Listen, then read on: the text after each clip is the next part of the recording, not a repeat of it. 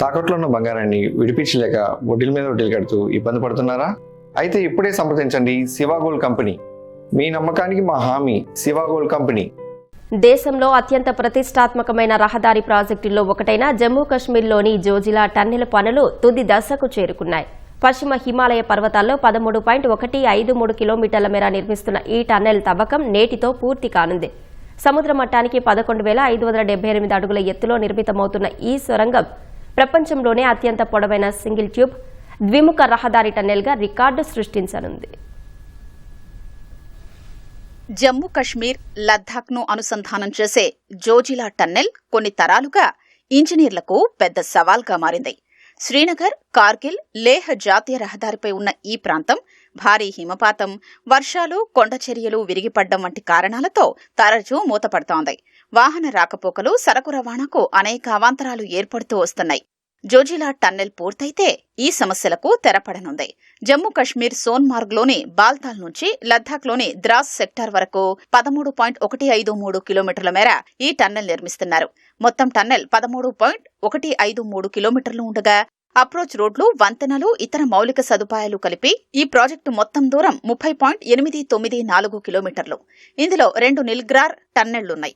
మొదటిది 457.35 మీటర్లు కాగా రెండోది 1953.63 మీటర్లు.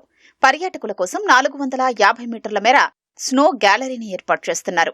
460 మీటర్ల మేర 3 వంతెనలు కూడా ఈ ప్రాజెక్టులో భాగంగా ఉన్నాయి.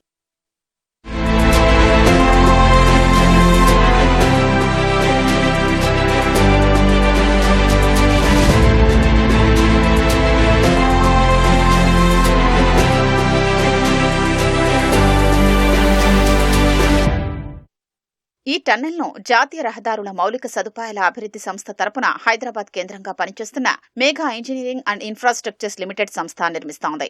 జోజిలా టన్నెల్లో గాలి బాగా ప్రసరించడం సహా భద్రతా పరంగా ఎలాంటి సమస్యలు తలెత్తకుండా ఇంజనీర్లు జాగ్రత్తలు తీసుకున్నారు. అత్యవసర పరిస్థితుల్లో లోపలికి దిగేలా 3 చోట్ల భారీ రంధ్రాల్ని నిర్మించారు. పెద్ద పెద్ద కొండరాళ్లను పగలగొట్టడం సహా బయటకు తరలించేందుకు ఆస్ట్రియాకు చెందిన NATM విధానాన్ని ఉపయోగించారు. ఇవాళ చేపట్టే తుది బ్లాస్టింగ్తో టన్నెల్ తవ్వకం పూర్తవుతుంది. కేంద్ర ఉపరితల రవాణా శాఖ మంత్రి నితిన్ గడ్కరీ జోజిలా టన్నెల్ తుది బ్రేక్ త్రూ కార్యక్రమంలో పాల్గొనున్నారు. తర్వాత టన్నెల్ లైనింగ్, గాలి, వెలుతురు వ్యవస్థలు, విద్యుత్ సదుపాయం, భద్రతాపరమైన ఏర్పాట్లు చేయనున్నారు.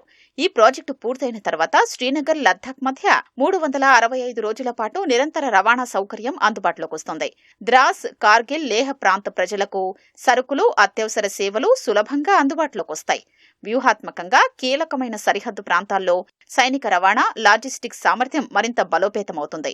జోజిలా టన్నెల్ ప్రాంతీయ ఆర్థికాభివృద్ధి, పర్యాటక రంగ ప్రోత్సాహం, వాణిజ్య కార్యకలాపాల విస్తరణకు దోహదపడడం సహా దేశ భద్రతా పరంగా కూడా అత్యంత కీలకమైన మౌలిక సదుపాయంగా జోజిలా టన్నెల్ నిలుస్తోంది.